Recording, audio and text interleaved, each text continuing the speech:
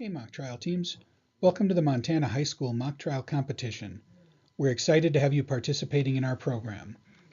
Before we get started with some important logistics about the competition, I want to take a minute to remind everyone that our program philosophy is that this is an educational program first and a competition second. Have fun and make sure to enjoy your experience. Let's start with a couple notes about your arrival. Please arrive at the Capitol on time. On Friday, the first day of the competition, check-in begins at 4 o'clock in the afternoon. Welcome remarks will begin at 4:20 p.m. and the first competition round will begin promptly at 4:45. The evening should wrap up by around 10 p.m. On Saturday, check-in begins at 7:45 a.m. and the first round of the day will begin promptly at 8:30. Your team will receive a copy of the final schedule prior to the competition. Please plan to enter the Capitol through the south entrance facing Lockey Street. We will gather in the old Supreme Court chambers, room 303, on the third floor. There will be signs and volunteers directing you where to go. Check in at the check-in table in room 303 to receive your team packets. There are several forms you need to turn in before the competition. Your coaches should have copies of all the forms mentioned here, and they can also be found on the mock trial website. You will need to provide filled out copies of your daily team roster form. Remember, there are two separate daily sheets, one for the plaintiff and one for defense for each team from your school. In addition to the daily sheet you give to the competition staff at check-in, you will also need an additional 8 copies of each form for your competition rounds. Remember, give 1 copy of your daily sheet to opposing counsel and 1 copy to the presiding judge for each round of competition. You also need to turn in your signed participation form and photo release form. A quick note about these two, any team member who is under 18 must also have these forms signed by a parent or guardian. Here's what's included in the packets that you'll receive when you check in at the beginning of the competition. We'll give you supplies for timekeeping, including timekeeping sheets, time cards, a time card use table, and 2 stopwatches. More information about these supplies is included in the timekeeper orientation, so make sure you review that before the competition. We will also provide you with name tags and a couple Sharpies. Please remember that witnesses should write the name of the witness they are portraying, and everyone else, including attorneys, timekeepers, and courtroom artists, should write their own names on the name tags. There will be extra name tags for those students playing multiple roles. You also receive enough copies of the team-to-team award certificates to cover each round of competition. Also in your packet will be a copy of the team pairings for the first round of competition.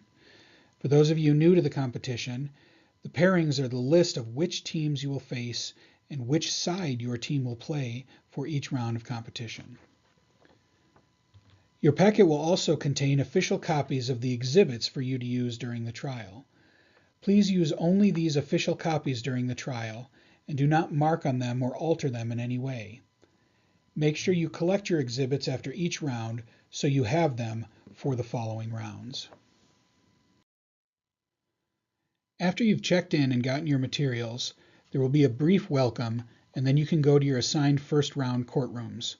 We'll make every effort to stick to the schedule as small delays early on can cascade into larger ones. A few quick reminders. First, we must remember that we are guests in the Capitol and it's a privilege to use the space for our competition. Please don't move things around the courtrooms, such as chairs, tables, lecterns, etc. There will be microphones in each room. Please don't touch the microphones. They're quite sensitive and are set to pick up your voice without being moved.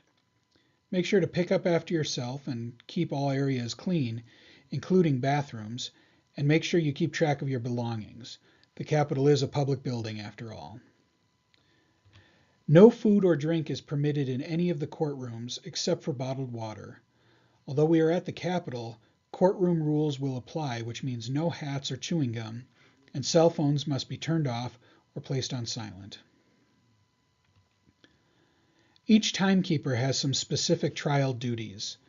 The plaintiff timekeeper calls the court to order, and the defense timekeeper collects the scoring packet and brings it to competition staff. Please make sure your timekeepers fully understand these duties before the competition.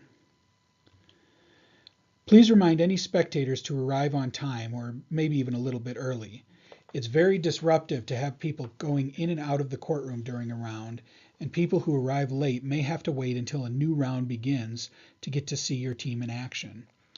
On Friday evening, the exterior doors will lock at 6 p.m. Anyone who needs to get into the building after that time will have to call or otherwise arrange with someone to be let in. Please keep in mind that you have parents or friends coming to watch who might arrive late, and let them know. Finally, make sure that your team members wear proper courtroom attire. Many teams wear suits, or shirts and ties for men and professional skirts and blouses for women. Suits are not required, but blue jeans and t-shirts are not appropriate attire. Now you're ready for competition. The presiding judge will call the court to order. Once the judge has called the court to order, the team should introduce themselves. You should stand and introduce each member of your team, but do not reveal where you are from. You will be assigned a team color prior to the competition, and you should refer to your team by that color. For example, you rise and say, "Thank you, Your Honor. I represent Team Blue. I am John Student, and I represent the plaintiff, Essie Rivera, along with my co-counsel, Jill Student and Jane Student." Or something like that. There's no specific language you must use to introduce your teams. The point is to let the judges know everyone's name so they can fill out their score sheets correctly. Before the trial begins, the presiding judge will swear in all 6 witnesses at once. Here's some things to keep in mind during the trial. Teams may not take photos or recordings of the trial unless both participating teams agree. However, competition staff may circulate through the rounds taking pictures for program use. Please don't text during a round, and that includes team members who are not participating in that round. Judges have expressed concern that teams are using phones to communicate with coaches during a round, and texting could cause your team to lose points. Witnesses may not wear costumes, but witnesses may adopt accents if appropriate. There are time limits for each part of the trial. Teams are not required to use the entire time allotted to each part of the trial, but time remaining in one part may not be transferred to another part. There's also no overtime. When the timekeeper holds up the stop sign, whomever is speaking must immediately stop talking. Points will be deducted if that's not followed, and if you keep talking, even if it's only for a few words. The presiding judge, at her discretion, may allow you to finish your sentence if you run out of time. There are also no breaks during a round, except for the optional 3-minute break before closing arguments. No one may leave the room during the break, except in the case of an emergency. Here's a few reminders for what to do after the trial. Once the judges leave the courtroom, team members can communicate with coaches and spectators. During this time, team members should pick the outstanding attorney and witness from the other team on their own. No helping, coaches, except to remind your team to do it. Write the person's name on the certificate and be ready to announce your pick and award the certificate when the judges return. When the judges return to the court after filling out their score sheets, the debrief is timed. If the judges ignore this and start to go overtime, send someone to find a staff person, and we can come in and make sure things get wrapped up. Present your team-to-team awards before leaving. If the judge forgets to ask you to exchange awards, please just gently remind him. Make sure you pick up after yourselves, including any papers, note cards, sticky notes, etc. Be sure to check under the tables and in the gallery where the spectators sit too. Your guests represent your team, and you are responsible for picking up after them if they don't pick up after themselves. If a team thinks there's been a major rules violation by the other team, you must inform competition staff before the next round begins. It won't be considered later in the day. Try to be reasonable about what you consider a violation.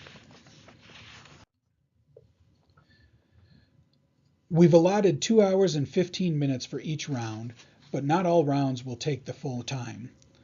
When you finish your round, please quietly move to the rotunda to wait for the next round, or begin lunch or dinner depending on the time. Keep in mind that other rounds may still be going on and sound carries, so please try to be quiet and respectful. When you're getting ready for your next round of competition, do not enter the next courtroom unless you're sure the previous occupants are finished. We will provide dinner on Friday and lunch on Saturday. Please note that both meals may be served a little later than you're used to, so bring a snack, which you will eat only in the rotunda, not in any of the courtrooms, if you think you'll need it. Also note that meals are provided for competitors and coaches only. Parents, friends, and other spectators will have to feed themselves. On Friday, you may leave after your second round is finished. There will not be any announcements at the end of the evening, and you do not need to wait for other rounds to finish. At lunch on Saturday, we will announce the Outstanding Witness and Attorney Awards as chosen by the judging panels and announce the 2 teams that will advance to the final round. Teams that do not advance to the final round may leave after lunch, but are invited to stay and watch the final round if they choose. Either way, make sure your coach picks up your team folder with copies of your score sheets before you leave. Following the final round, there will be a brief awards ceremony where we will announce the 2020 Montana State Champion. We want to make sure we're doing everything we can to help you have a great mock trial experience. If you have any questions after reviewing the mock trial materials and watching this orientation, let your coach know and have him or her contact us.